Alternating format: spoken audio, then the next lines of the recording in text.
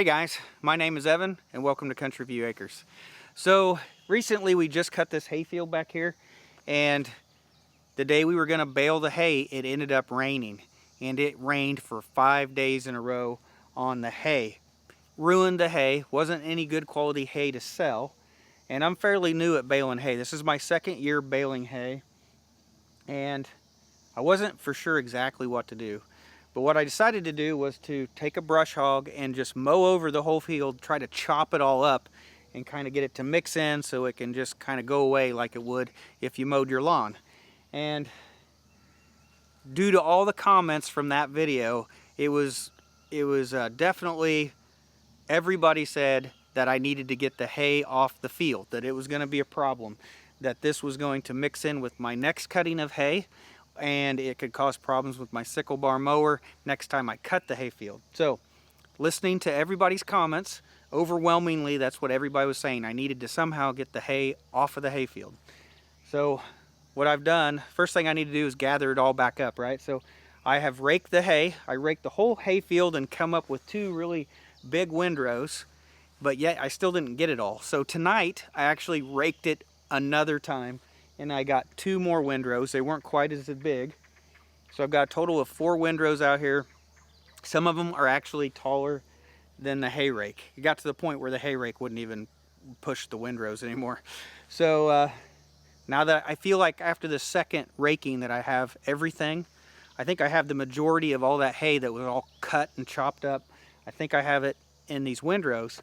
So now the next thing to do is to get it off of the hayfield. So I think I've got a couple different choices. One, I could have continued to try to rake it off to the side and just push it off to the side and just let it rot on the side. Try to push it into the woods, right? And I think my other choice is to try to gather it up, pick it up, and haul it away. So I think the quickest way to do that is to just bale it. So that's what I'm going to do next, is I'm going to try to hook up the hay baler and the hay wagon. And it will not make as many bales as what we were going to get. There's still a great portion of this that did get chopped up fine enough that it is somewhat mixed in, low enough on the ground that the hay rake won't pick it up. So this is going to be nowhere near the amount of bales it would have been. But that's what we're going to do now. I'm going to go ahead. I am doing this after work. I don't normally film through the week after I get off work, but I felt like this was something that I needed to take care of quickly. So I've raked last night and tonight. I'm going to try to get the baler hooked up and the hay wagon hooked up, and then hopefully when I get off work tomorrow night, we can come out here and see if we can get all the hay baled up and hauled off the field. Now this hay is, like I said, it was nowhere near the quality it should have. Now it's all been chopped up with a brush hog. So we are just going to take it over and we're going to just end up letting it compost. That's what we're going to end up doing. Get it off the field, take the bales over to the compost pile, and then just let them compost. But the big job is going to be getting them baled up and out of here.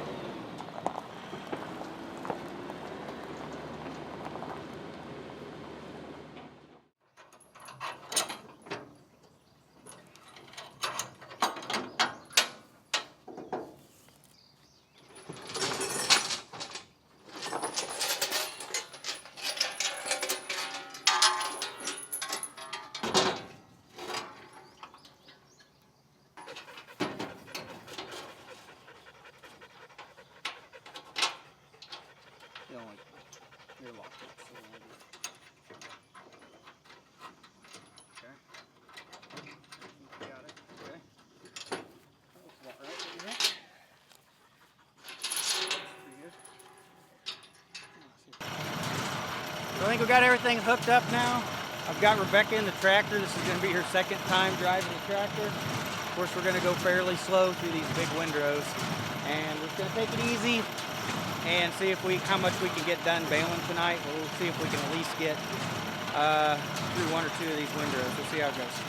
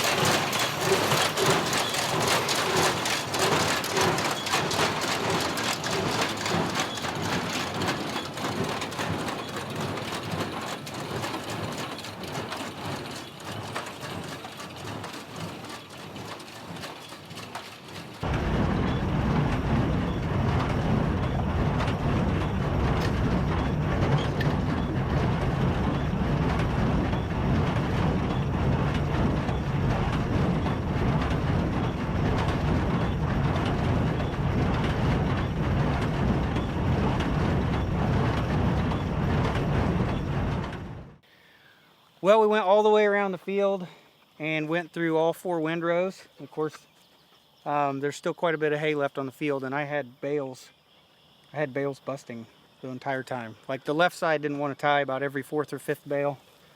So I think that's going to be it for tonight. It's already dark. The sun's down. Yeah. So that was your second time driving the tractor.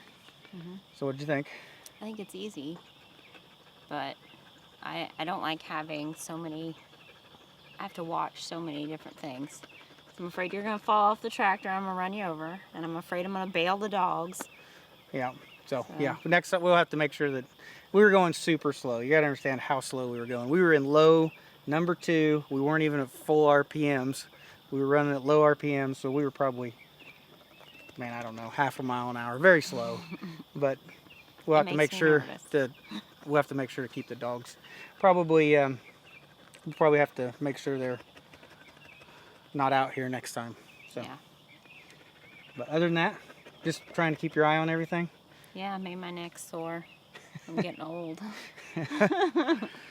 But since the sun's down, we gotta go put the animals up tonight. I'm gonna come back in the morning. I'm gonna re-rake all of this, try to put it back in some sort of a windrow again, and then I'll go back over it again and see if I can get the rest of the bales. Right now we only got like a half a hay rack right now of bales.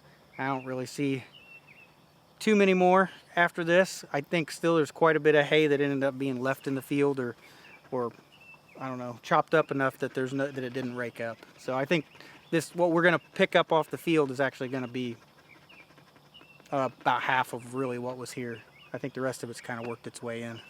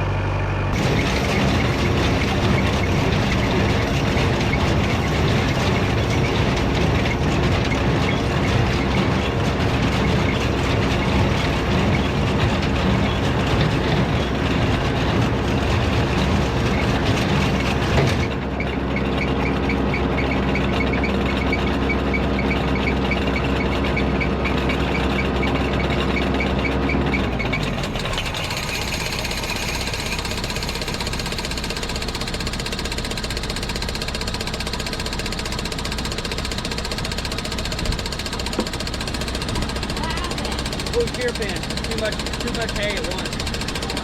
It's packing really hard when you do that big thing, try to eat it slower.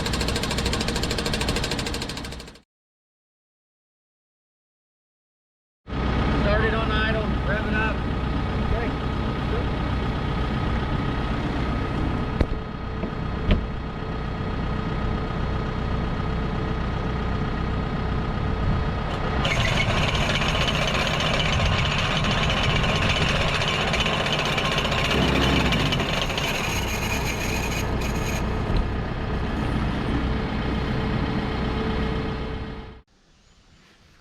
So we've taken apart the clutch plate here on the baler. It just keeps on slipping. May have to find a new disc to put on here. You can see that disc cracked, it's broken, pretty worn out. Hopefully we can find one of these somewhere about the right size. So I just got back from the farm store and I bought new bolts so that when I put this slip clutch back together, at least it'll have new hardware. So the friction disc that was in there was broken and the store didn't have any. I looked up the parts for this and there's actually supposed to be 2 of those friction discs on here. So it actually should have one on this side and it should have one on this side. And then with the springs and everything, it kind of pushes together on that, it clamps it together. And then it should move together. If there's too much torque, it'll slip, it'll slide. So they call it a slip clutch. But anyway, no friction discs. I'm not gonna be able to put this back together and do anything with the baler today. I'm gonna have to try to find some somewhere or get them ordered. But what I'm gonna do is I'm just gonna go ahead and kind of throw this back together, throw the bolts in it, and then we're just gonna drive the baler and the wagon off the field. We're gonna put those away. I'm gonna grab the case tractor that's still got the rake on it over here. And now, if I can't pick up the hay, I'm just gonna try to get it off the field. So I'm gonna try to rake it all the way off to the side. I'm gonna try to rake it and push it into the woods, you know, or into the brush on the side so it's out of the way and all the hay's off the field. And we'll just have to leave it like that. It'll just have to sit off to the side to slowly break down, but at least it'll be off the hayfield.